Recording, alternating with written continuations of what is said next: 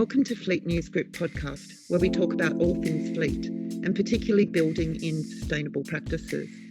I'm Caroline Falls, and today I'm speaking with Carola Jonas, the founder of EV Charging Solutions Group, Everty. Welcome, Carola. Thanks for having me, Caroline. It's great to be here. Now, we met at the Opera Bar in Sydney last summer, I think it was, not long after the group Women in EVs was founded in Australia, and we both became members. It was there you told me how you started Everty and why. Can you tell our audience your origin story? Yes, so about 5 years ago, we looked into why Australia is lagging behind with the uptake of electric cars, because obviously electric cars have the potential to remove 20% of greenhouse gas emissions from Australia's landscape. And given that Australia was always very strong in rooftop solar and batteries and other technologies, it was really like, it puzzled me why we wouldn't have more EVs in Australia. And back then, one reason was the model availability. You could basically only buy Teslas and BMWs at the time, but also the lack of charging infrastructure, especially for people who live in apartments or have street parking, has really held people back from pursuing an electric vehicle as their next car. And so we've founded Everty to set out to build more infrastructure, or to actually help other companies to build and operate the infrastructure. So we are a platform that helps companies operate their charging stations, similar to other software that you use for customer relationship management or for accounting. Well, as you say, that was 5 years ago, and a lot of things appear to be coming together right now to spur the adoption of EVs.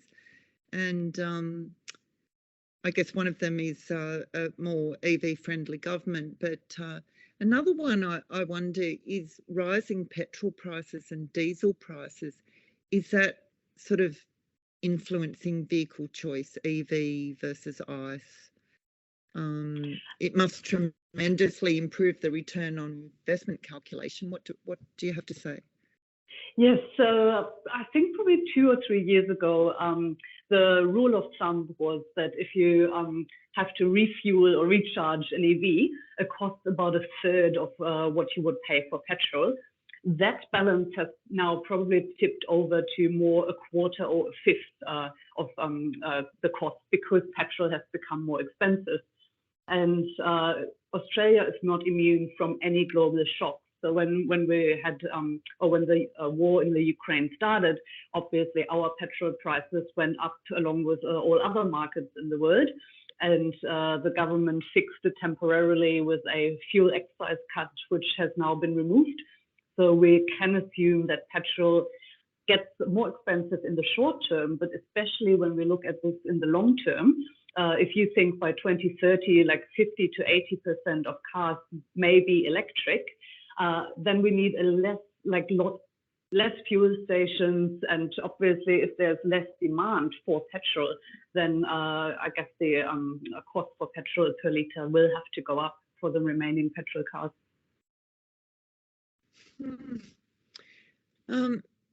That's so interesting. Yeah. Let's tick off some other incentives that are encouraging EV adoption. One is the federal government recently reiterating it's going to cut FBT and import taxes on certain priced EVs. And I guess another is organisations considering meeting sustainability goals and wanting to cut carbon emissions. What are some others that are in place that you can think of? Yeah, so it's been announced in the budget that the current government is looking to, as you said, cut the fringe benefits tax, but also reduce the import tariffs by 5% on certain priced EVs. And so the FBT saving, that amounts to roughly like $9,000 for an employer and $4,700 for an individual if they have a salary sacrifice agreement, if you buy a $50,000 car. So that is a massive difference that makes to this purchase. And I assume that this will incentivize a lot of individuals to buy more electric vehicles or get innovative leases, but also for companies, as you just said, with that tax deduction, the true cost of ownership becomes a lot less. And you basically, normally you calculate, okay, I have my upfront purchase price and then it costs me X amount to run an EV. And before you would have seen that probably becoming coming to price equity after like 3 or 4 years. This discount will now accelerate this and make EVs a lot more attractive for fleets. I was wondering if your organisation made a submission to the National EV Strategy consultation process, and if so, what other measures you'd like to see adopted to promote availability and take-up of EVs? Yes, we absolutely have. We actually made our own submission at Everty, but we also supported the Electric Vehicle Council with their submission. So we think Australia really needs to catch up on what we've missed out on in the last few years.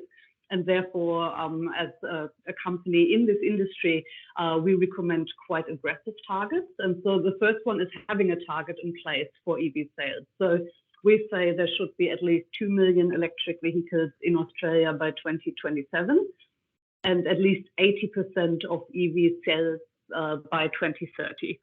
That is for passenger cars. We understand that with like trucks and vans and buses, that market is a bit slower to adopt, and there's not as much technology available. But even there, we think there should be 50% electric heavy vehicles like trucks and buses by 2030, simply for the reason that I just gave. If in the future there's less petrol stations and petrol becomes more and more expensive, then obviously logistics and freight and trucking companies need to move to the new technology that's a lot more cost effective in the long term. They're very ambitious targets, aren't they?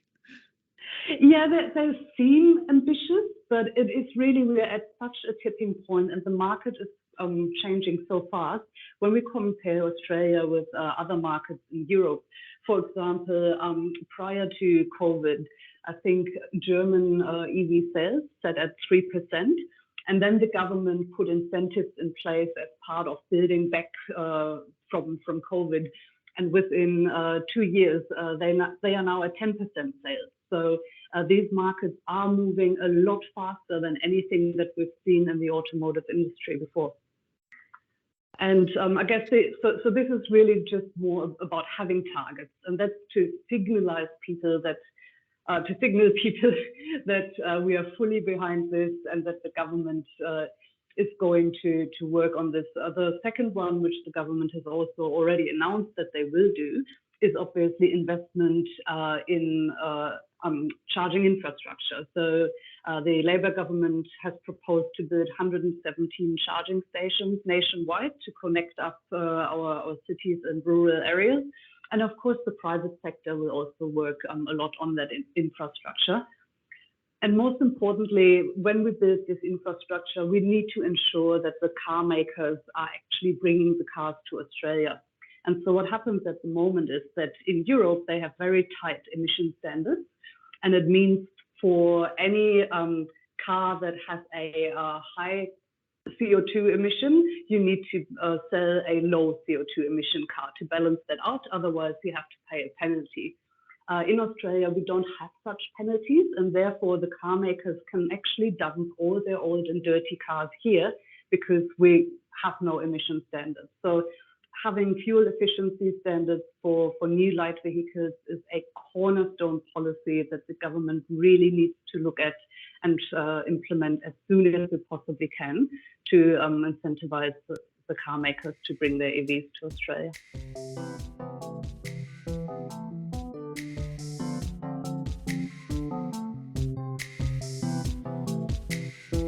We'll be back after a short break for a word from our sponsor, Sofico Services.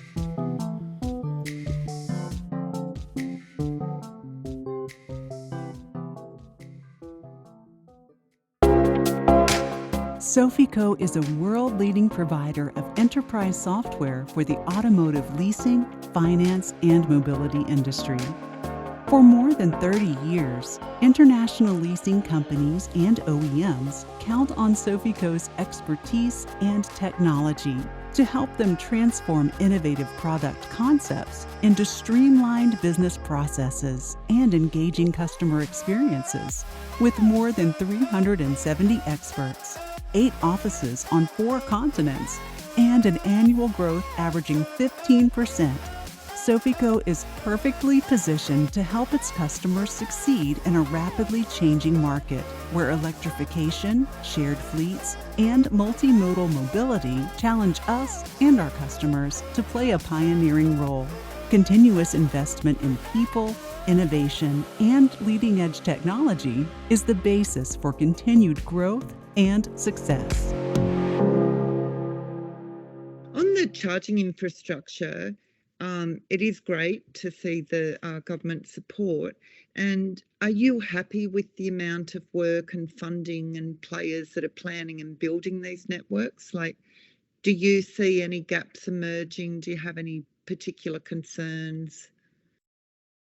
Yeah, so in the last few years, whether that is through ARENA or through the new government and their Driving the Nation Fund, there is a lot of focus for charging infrastructure to be fast or ultra-fast chargers along highways, because you need to give people the confidence that they could drive from Sydney to Melbourne, even though no one drives, most of us fly, but it's knowing that it's possible because you can do it with a standard petrol or diesel car at the moment.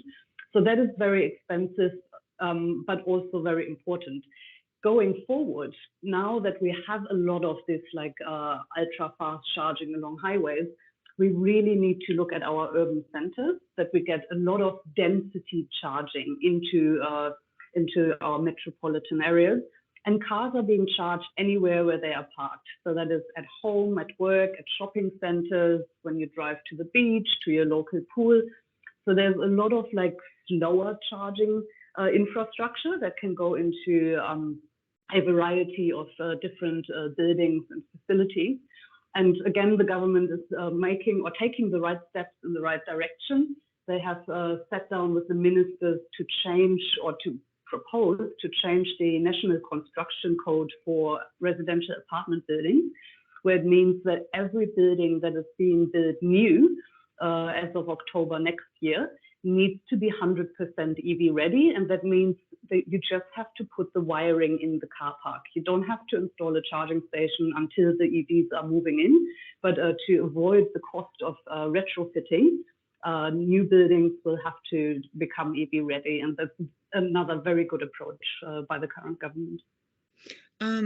Your Everty software platform enables fleets to manage their own depot or facility charges, or even monetize them in a public space if required. Is that correct? And I was just wondering, like, how you go about advising clients on their charging needs and demands, and what sort of issues crop up in these discussions, and is education a big part of what you have to do? Yes, education is a very big part. Most companies are very new to electric vehicles, and therefore there are a lot of questions that they have around the suitability. So we do help them by asking the right questions. And this mostly centers around how do you use your fleet? And so is it a fleet that returns to a depot and charges overnight? Or are there fleet cars that are being taken home by employees? Do they need to charge the EV at home? Or are they fleets that have a very high turnover and need very fast charging when they come back to the corporate car park or the depot? So we go through the whole, like, how do you use your fleet? How far do your cars drive on an average day, to then establish what the right charging infrastructure is. And then we help our customers to, as you said, monitor and doing a remote diagnostics of the charging infrastructure itself, because it's important that it works. There's nothing more frustrating for an EV driver, especially for an employee, to come to a charger that's not working. So that's one part that the platform does. But then we're also doing the energy and fleet management, and that means that we can install a variety of different chargers and then load balance them depending on how much electrical supply the building has actually for EV charging. And we can also put groups of cars on different schedules that they start charging at different times. And it's all to really balance the strain on the electrical supply, but also to optimize that the cars are charged when they need to be in operation next.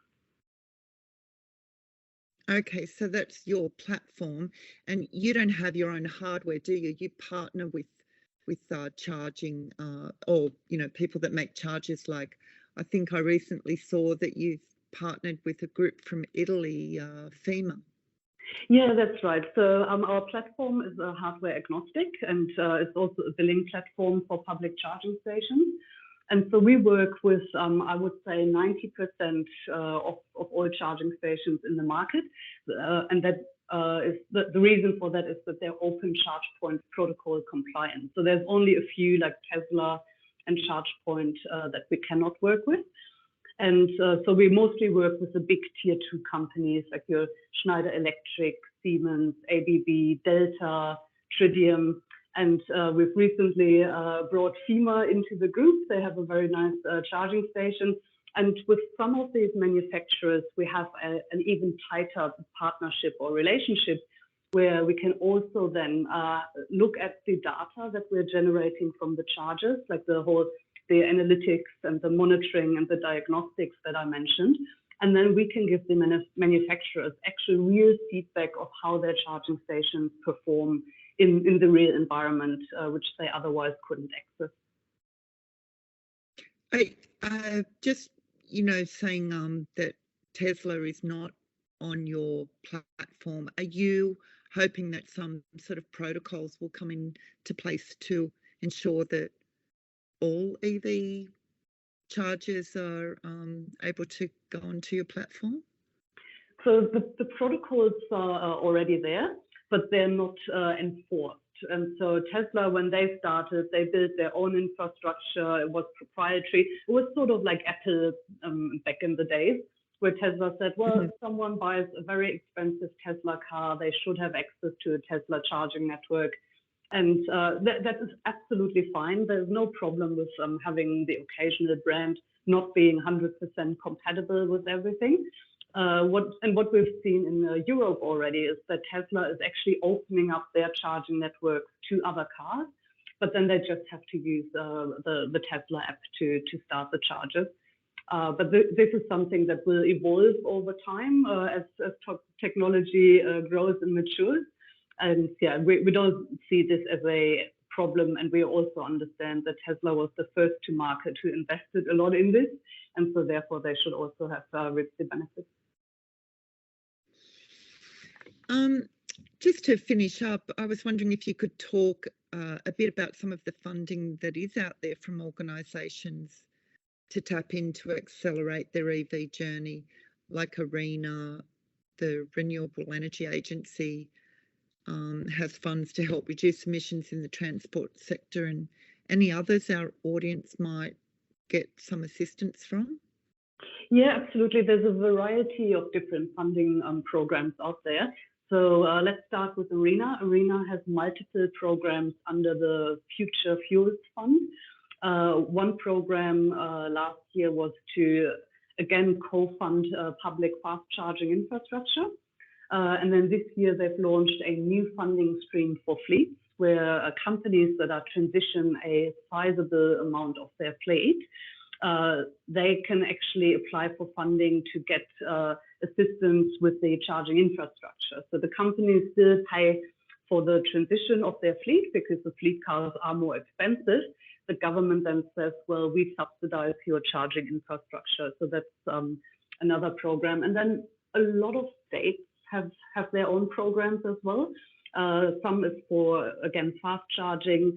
New South Wales has a destination grant, New South Wales, where businesses like hotels or pubs and clubs and taverns in the regions can apply for subsidies to install chargers, because we see at the moment a lot of charging infrastructure is built in the cities, because that's where most of the EVs are and where the business models stack up quite nicely. Whereas in the regions with fewer EVs, it is an extra cost to install charging infrastructure that may not be utilized at the same rate as the metro locations. And therefore, the government wanted to balance the difference between metro and the regions. And yeah, Victoria and other states have like similar programs. So there's a lot of them. I probably can't go through all of them right now, but yeah, it's definitely for anybody who considers an EV as a business. They should do some research or maybe talk to us to see what they can do. Thank you so much, Carola. That was a lot of brilliant information for our audience. It was great to talk to you again, and hopefully we'll meet again in person soon. Thank you very much, Carola.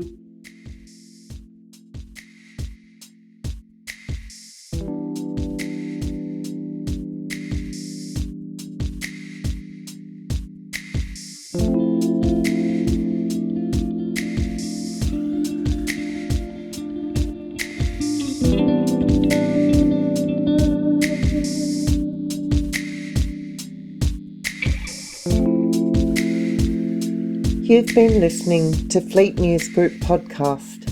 It was edited and produced by Isabella Fiorentino. Thank you again to our sponsor, Sofico Services. It's great to have you on board. The original theme music for this podcast was created by Isabella Fiorentino. You can follow us on Spotify. Just search for Fleet News Group. We're also on Instagram, Facebook and YouTube. Our website is fleetnewsgroup.com, where you can get all of our stories, videos and podcasts. Until next time, drive safely and take care.